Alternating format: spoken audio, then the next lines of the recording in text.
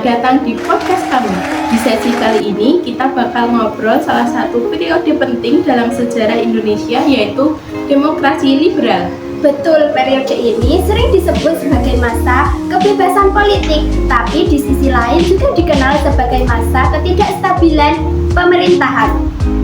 Banyak partai politik, kabinet sering jatuh, ekonomi nggak stabil, sampai hubungan pusat dan daerah ikut memanas. Nah, biar pembahasan kita lebih terarah, hari ini kita bakal fokus nih ke satu tema, yaitu persaingan partai politik dan dampaknya terhadap stabilitas politik Indonesia. Dan tentu saja kita nggak sendirian, ada teman kita yang bakal bantu jelasin dari sisi materinya. Halo teman-teman, perkenalkan nama saya Aura Oliasa Fitri. Saya Ica Tinurfida. Di sini kami akan menjawab pertanyaan-pertanyaan yang menarik dari kedua host kita.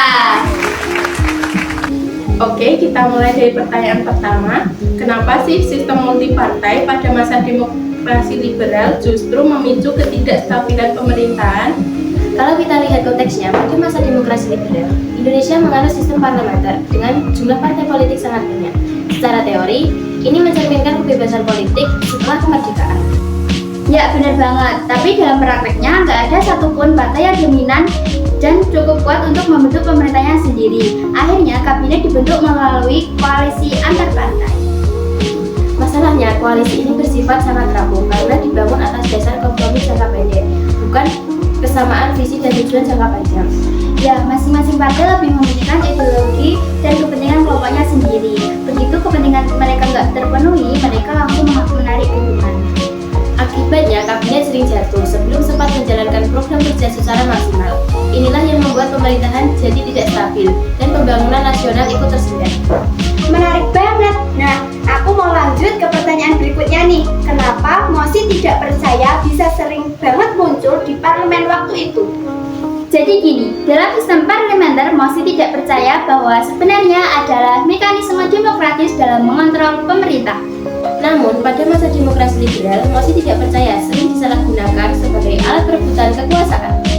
Persaingan antar partai sangat kejam. Setiap partai ingin memiliki kedudukan yang strategis di kabinet. Ketika suatu kabinet dianggap tidak menguntungkan kepentingan partai tertentu, maka mosi tidak percaya diajukan, bukan karena kebijakan pemerintah gagal, tapi karena konflik politik. Ditambah lagi, lemahnya disiplin partai dan kurangnya budaya kompromi membuat situasi semakin parah. Parlemen menjadi lebih sibuk menjatuhkan kabinet daripada mengawasi jalannya pemerintahan. Kalau kabinet jatuh terus, pasti ada dampak yang rakyat. Menurut kalian, bagaimana dampak pergantian kabinet yang terlalu sering terhadap kondisi ekonomi? Dampaknya sangat besar. Setiap kabinet punya program dan prioritas ekonomi yang berbeda-beda. Akibatnya, kebijakan ekonomi berjalan secara tidak konsisten. Banyak pembangunan yang berhenti di tengah jalan karena kabinetnya keburu jatuh. Kondisi ini menyebabkan inflasi tinggi dan nilai mata uang menjadi tidak stabil. Kepercayaan investor baik dalam maupun luar negeri juga menurun karena kondisi politik yang tidak pasti. Dan yang paling merasakan dampaknya adalah rakyat kecil, harga kebutuhan pokok naik, dan lapangan pekerjaan semakin sulit. Ketidakstabilan politik akhirnya berujung pada ketidakpastian ekonomi. Akhirnya kesejahteraan rakyat sulit meningkat. Selain ekonomi, hubungan pusat dan daerah juga sempat memanas. Kenapa ketidakstabilan ini bisa berdampak sampai ke daerah?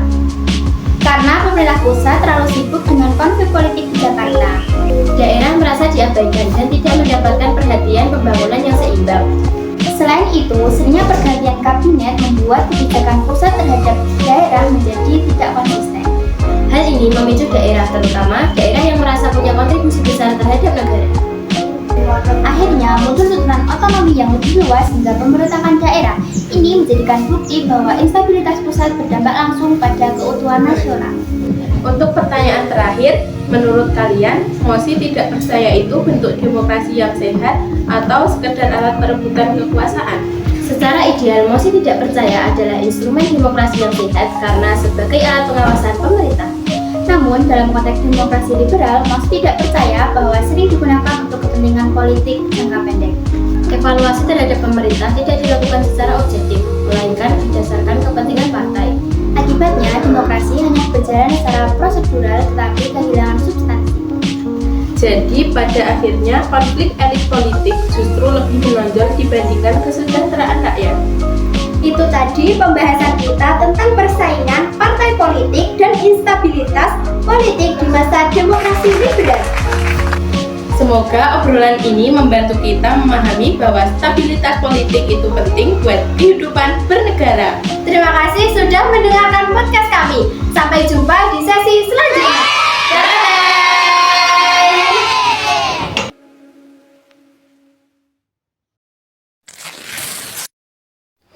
Halo semuanya, di episode kali ini kita akan membahas hubungan antara pemerintah dan DPR dalam sistem ketatanegaraan Indonesia.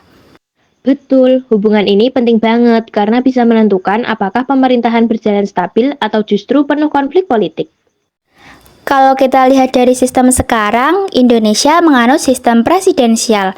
Presiden sebagai kepala negara dan kepala pemerintahan, sementara DPR punya fungsi pengawasan, legislasi, dan anggaran. Benar, di Indonesia, lembaga legislatif dijalankan oleh Dewan Perwakilan Rakyat Republik Indonesia. DPR bertugas membuat undang-undang bersama Presiden serta mengawasi jalannya pemerintahan.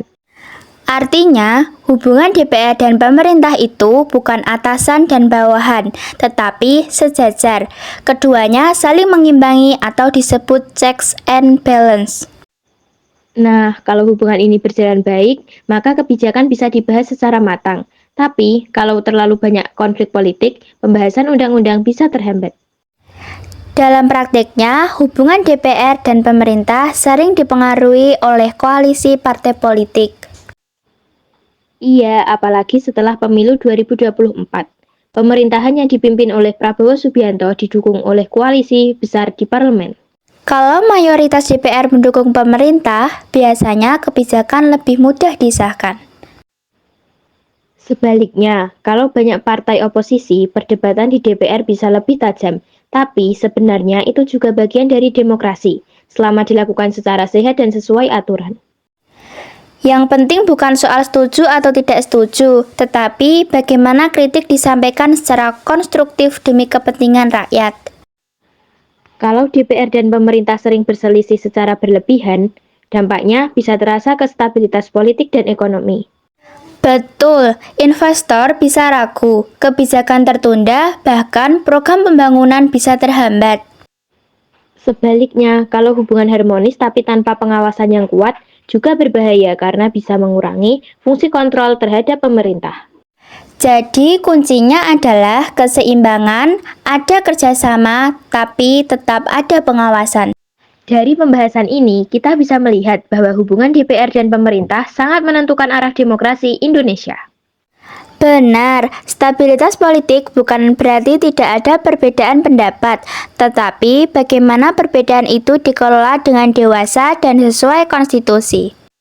Semoga pembahasan ini membantu kita memahami pentingnya peran DPR dan pemerintah dalam menjaga keseimbangan kekuasaan. Terima kasih sudah mendengarkan, sampai jumpa di episode selanjutnya. Podcast kami berhenti di tengah jalan. Akhirnya apa? Akhirnya Sering jatuh.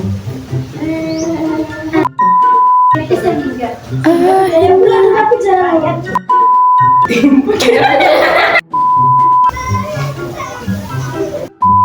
Sibuk tanaman. Ora bakal cukup